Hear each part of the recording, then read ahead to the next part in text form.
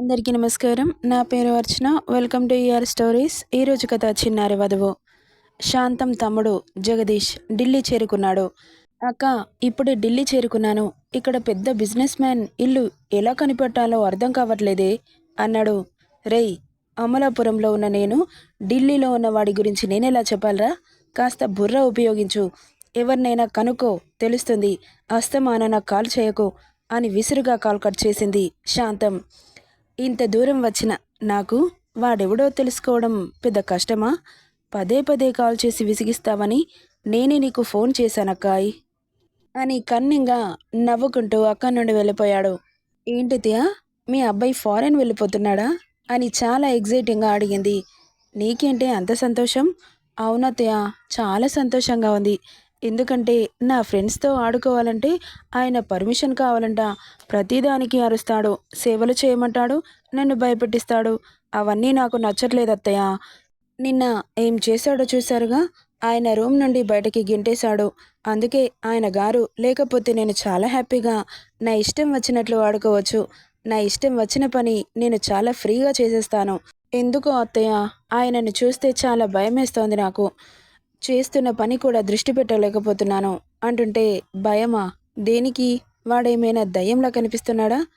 ఇంచుమించు అలాగే అనిపిస్తాడు నాకు. ఏంటి, నా కొడుకుని దయ్యం అంటావా? నేను అనలేదత్తయ్య, మీరే అన్నారు అని కిలకిలా నవ్వేస్తుంటే ఇందు నవ్వుకి హాయిగా అనిపించి అలాగే చూస్తూ ఉండిపోయింది. ఇక ఆ రోజు మార్నింగ్ నుండి బాబు కనిపించకపోయేసరికి చాలా ప్రశాంతంగా అనిపించింది ఇందుకి.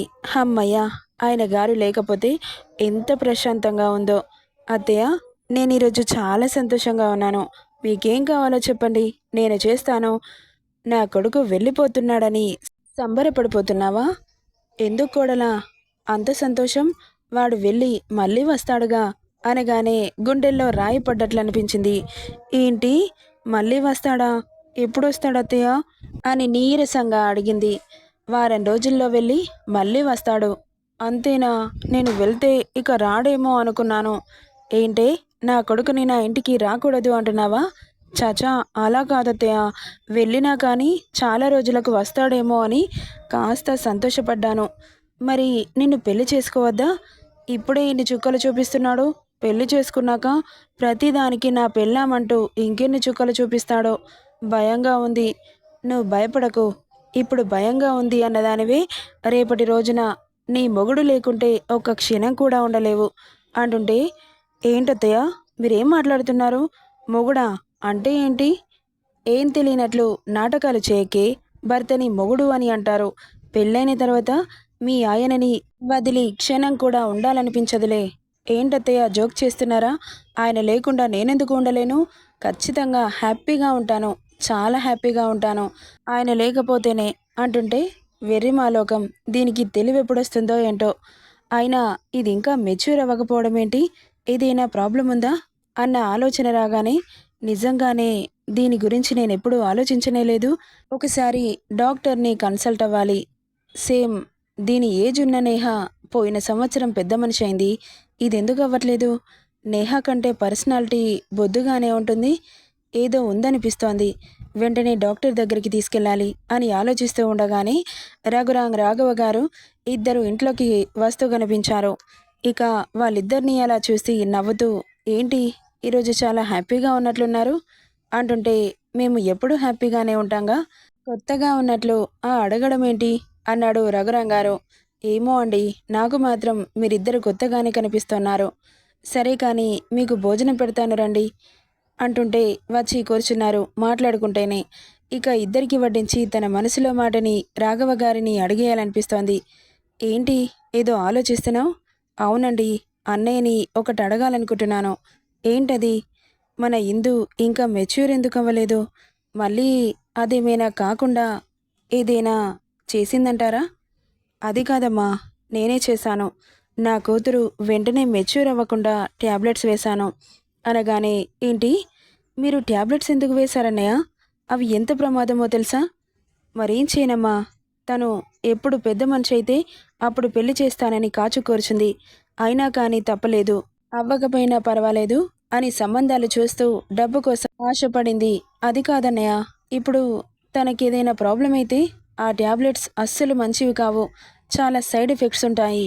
అందుకే తనకు 15 ఇయర్స్ వచ్చినా ఇంకా మెచ్యూర్ అవ్వట్లేదని ఆలోచిస్తున్నాను.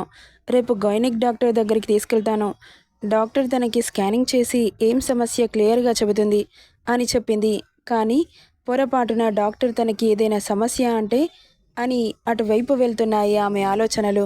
ఏం కాకూడదు. అంతా మంచే జరగాలి. నా కోడలు ఈ ఇంటికి ఇల్లాలవ్వాలి అని కోటి దేవుళ్ళకి మొక్కుకుంది. ఇక ఆ రోజు మొత్తం తినకుండానే గడిపేసింది శైలజ. ఆకలి అస్సలు వేయలేదు. ఆలోచనలు మాత్రం పరిపరి విధాలుగా తిరుగుతున్నాయి. ఏమైంది మామ్? అలా డల్‌గా ఉన్నావేంటి? అంటూ లోపలికొచ్చాడు. కొడుకు మాటలకి ఉలిక్కిపడి ఏం లేదు నాన్నా. ఇప్పుడే వచ్చావా? వెళ్ళు, త్వరగా ఫ్రెష్ అయ్యిరా, డిన్నర్ చేద్దువు అని రాణి నవ్వుని పులుముకొని చెప్పింది. లేదు మామ్, ఏదో తేడాగా అనిపిస్తోంది. దేని గురించో దిగులు పడుతున్నావు. నేను యూఎస్ వెళ్తున్నానని బాధపడుతున్నావా? నా కెరీర్ సెటిల్ అవ్వాలంటే వెళ్ళాలి కదా మామ్ అంటుంటే, అవును నాన్న, వెళ్ళాలి. నువ్వు ఫ్రెష్ అయ్యిరా అనగానే, ఓకే మామ్, జస్ట్ 20 మినిట్స్ అంటూ వెళ్ళాడు. ఇక వెళ్ళిన కొడుకుని బాధగా చూస్తూ ఉండిపోయింది. కాసేపటికి రావడంతో అతనికి మళ్ళీ ఎక్కడ డౌట్ వస్తుందోనని నవ్వుతూ ఫుడ్ సర్వ్ చేసి అతని పక్కనే మూడీగా కూర్చుంది శైలజ. హేమాంష్ తల్లిని అలాగే చూస్తూ కలిపి ముద్దని తన నోటికందించాడు. అప్పటి వరకు ఏదో ధ్యాసలో ఉన్న శైలజ కొడుకు ప్రేమకి మురిసిపోతూ కళ్ళల్లో నీళ్లూరుతుంటే ప్రేమగా అందుకుంది. నువ్వు తిను నాన్నా అంటూ శైలజ కలిపి కొడుకు తినిపించింది. దేని గురించి ఆలోచిస్తున్నావు మామ్? నీకిష్టం లేకుండా పెళ్లి చేస్తున్నామని బాధపడుతున్నాను నాన్నా అంటుంటే మాట్లాడలేదు. చెప్పరా, ఇప్పుడు వద్దంటే మాత్రం మానేస్తారా అన్నాడు. ఆ మాటతో శైలజ కూడా సైలెంట్ అయిపోయింది. ఇక ఇద్దరు మౌనంగానే తినేసి వెళ్ళిపోయారు. నెక్స్ట్ డే యథావిధిగా రఘురంగారు రాఘవ గారు ఆఫీస్కి వెళ్ళిపోతే నేహ స్కూల్కి వెళ్ళింది. హేమాంష్ రూమ్లో వర్క్ చేసుకుంటున్నాడు. ఇందు రెడీ అయ్యావా అంటూ వచ్చింది. కానీ ఎక్కడికి వెళ్తున్నాం? చెబుతాను పద అంటూ తనని తీసుకొని బయలుదేరింది. ఇక ఇద్దరు కలిసి వెళ్తుంటే మమ్మీ అది ఎక్కడికి వెళ్తున్నారు అనుకుంటూ మామ్ అని పిలిచాడు. కొడుకు పిలుపుకి వెనక్కి తిరిగి చూసింది. చిన్న పనుందిరా, వచ్చాక చెబుతాను అని మరో మాటకి తావివ్వకుండా ఇందు చెయ్యి పట్టుకొని తీసుకుని వెళ్ళిపోయింది. ఇంకొక క్వశ్చన్ అడగాలి అన్న అడగలేకపోయాడు. ఏమైంది మమ్మీకి అలా వెళ్ళిపోతుందేంటి? అసలు ఎక్కడికి వెళ్తున్నారు? నాకు తెలియకుండా ఏదో జరుగుతోంది, అదేంటో తెలుసుకోవాలి అనుకుంటూ వాళ్ళని ఫాలో చేయాలని వెనకే వెళ్ళాడు. డ్రైవర్ కార్తీ అంటూ హడావిడిగా తనని కూర్చోబెట్టి తను కూర్చుంది. శైలజ, ఏమైందత్తయ్య, మీరెందుకు అలా కంగారుగా ఉన్నారు అని అడుగుతుంటే, ఏం లేదు, సైలెంట్గా కూర్చో. నేను తీసుకెళ్ళిన దగ్గర కూడా నువ్వేం మాట్లాడకూడదు, నన్నేం క్వశ్చన్ చేయకూడదు, సరేనా? అక్కడ కూడా సైలెంట్గా కూర్చోవాలి అంటుంటే ఆమె మాటలకి భయం వేస్తున్నా ఇందు ఈ ఇంట్లోకి వచ్చినప్పటి నుండి తల్లిలా ప్రేమించేది ఒక శైలజని మాత్రమే. తన మీద నమ్మకంతో తలూపింది. సరేనంటూ ఇక కాసేపటికి హాస్పిటల్ రావడంతో కారాగింది. తనని తీసుకుని లోపలికెళ్ళింది Sailaja. Sailaja friend gynaec doctor దగ్గరికి తీసుకొచ్చింది. ఇక్కడికి ఎందుకు తీసుకొచ్చింది అని ఆలోచిస్తూ ఉంది ఇందు. అడగాలంటే ఇంతకుముందు సైలెంట్గా ఉండమని చెప్పింది కదా, అందుకు అడగలేకపోతోంది. రిసెప్షన్లో ఓపీ తీసుకొని పేషెంట్స్ ఎవరూ లేకపోవడంతో ఇందుని తీసుకుని లోపలికెళ్ళింది. హాయ్ శైలు, ఎన్ని రోజులకి కలిసావు? ఎలా ఉన్నావే? బావున్నానే, నువ్వెలా ఉన్నావు అంటూ కుశల ప్రశ్నలు ముగిశాక, ఏంటి ఇలా వచ్చావు? Any problem? అవును. తను ఎవరు? తను నా కోడలు, కాబోయే కోడలు. ఏమైంది? అయితే నీకో విషయం చెప్పాలి మల్లిక. ఏంటి చెప్పు. ఏంటంటే తనకి 15 సంవత్సరాలు, ఇంకా మెచ్యూర్ అవ్వలేదు. దీనికే ఇంతలా కంగారు పడుతున్నావా? ఒక్కొక్కరు 16 ఇయర్స్లో కూడా అవుతారు. You don't worry. నా ఫ్రెండ్ రేఖ అని ఇంటర్లో మెచ్యూర్ అయింది. సెకండ్ ఇయర్లో 17 ఇయర్స్ ఉంటాయి తనకి. తను అయిన 6 మంత్స్కే మ్యారేజ్ చేసేశారు అని మల్లిక చెబుతుంటే ఆశ్చర్యంగా చూస్తోంది శైలజ. ఇది స్టోరీ కోసం తీసుకుంది కాదు, రియల్నే. నా ఫ్రెండ్ కూడా ఇంటర్లో మెచ్యూర్ అయింది. తన పేరు రేఖ. 17 ఇయర్స్ ఉంటాయి. తను అయినా 6 మంత్స్కే మ్యారేజ్ చేసేశారు వాళ్ళ బావతో అని చెబుతుంటే కాస్త రిలాక్స్ అయింది శైలజ. కానీ రాత్రి రాఘవ గారు చెప్పిన విషయం గుర్తొచ్చి, అది కాదు మల్లిక, నీకో విషయం చెప్పాలి. చెప్పవే? ఏంటి?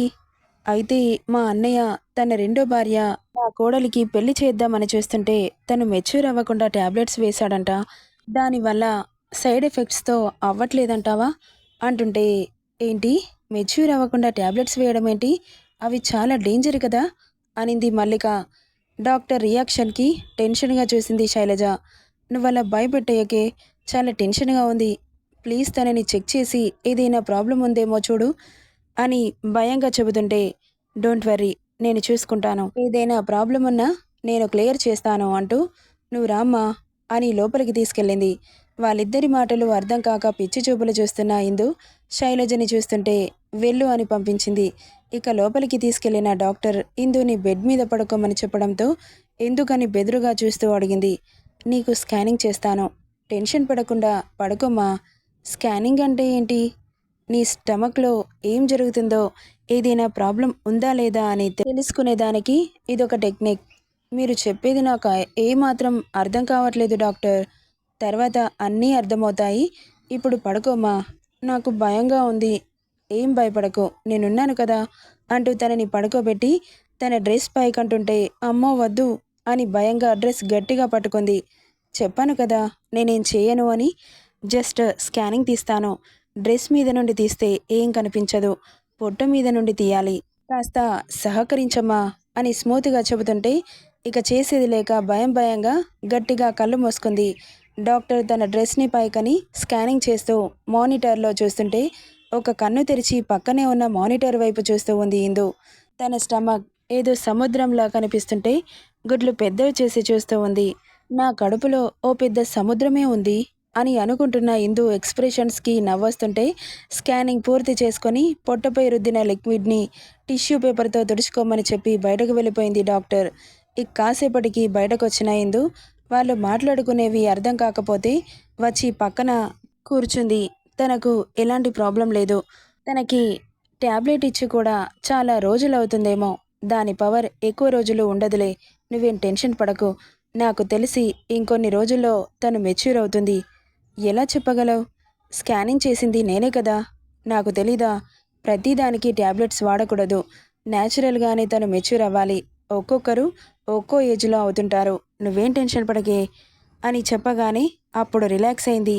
అప్పటి వరకు ఆమె మనసు ఎంతలా కలవరపడిందో. తన కోడలికి ఏదైనా ప్రాబ్లం అయితే నా కొడుక్కి ఏం సమాధానం చెప్పాలి? ఇప్పటికీ తనని నా కోడలిగా చేసుకోలేనా అన్న ప్రశ్నలు ఆమె మెదడుని తొలిచేశాయి. ఆమెకేదైనా ప్రాబ్లం ఉంటే కోడల్ని చేసుకోలేనా అంటే తనకి ఇష్టమే.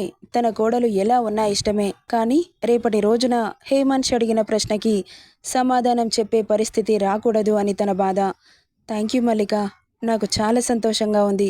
నా మనసు ఎంత తేలిక పడిందో, ఎంత టెన్షన్ పడ్డానో తెలుసా అంటూ ఆమె సంతోషాన్ని మాటల్లో తెలియజేస్తుంటే అర్థమవుతోంది ఎంత టెన్షన్ పడ్డావో. తనకి ఎలాంటి ప్రాబ్లం లేదు, తీసుకెళ్ళొచ్చు అంటుంటే సరే మల్లిక, థ్యాంక్ యూ అని చెప్పి అక్కడి నుండి ఇందుని తీసుకొని బయటకు రాగానే ఎదురుగా హేమంత్ కనిపించాడు. ఒక్కసారిగా గుడ్లు పెద్దవి చేసి చూస్తూ ఉంది.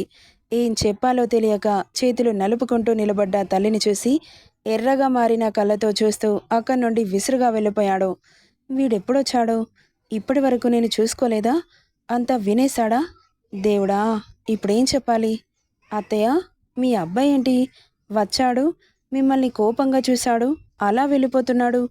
తనని మీరు రమ్మని చెప్పలేదు కదా, ఎందుకొచ్చాడు అని అడుగుతుంటే ఏం సమాధానం చెప్పాలో అర్థం కాక ముందు పద, ఇంటికెళ్ళి మాట్లాడుకుందాం అంటూ ఇందుని తీసుకొని బయలుదేరింది. ఇంటికెళ్ళిన శైలజ కొడుకుతో మాట్లాడాలని తన రూమ్కెళ్తే అక్కడ కనిపించలేదు. ఇల్లంతా వెతికింది, ఎక్కడా లేడు. ఎక్కడికి వెళ్ళాడు? అసలెందుకు కోపంగా ఉన్నాడు? ఆమెకేం అర్థం కాలేదు. ఏమైంది శైలు, అలా దిగులుగా కూర్చున్నావు? ఏం లేదండి. లేదు, ఏదో జరిగింది. ఏమైంది చెప్పు. ఇందుని హాస్పిటల్కి తీసుకెళ్ళాను. ఏమనింది డాక్టర్? స్కానింగ్ చేసింది. ఏం ప్రాబ్లం లేదని చెప్పింది. మంచిదేగా. మరెందుకు అలా డల్గా ఉన్నావు? నేను హాస్పిటల్కి వెళ్తున్న విషయం ఎవరికీ చెప్పలేదుగా.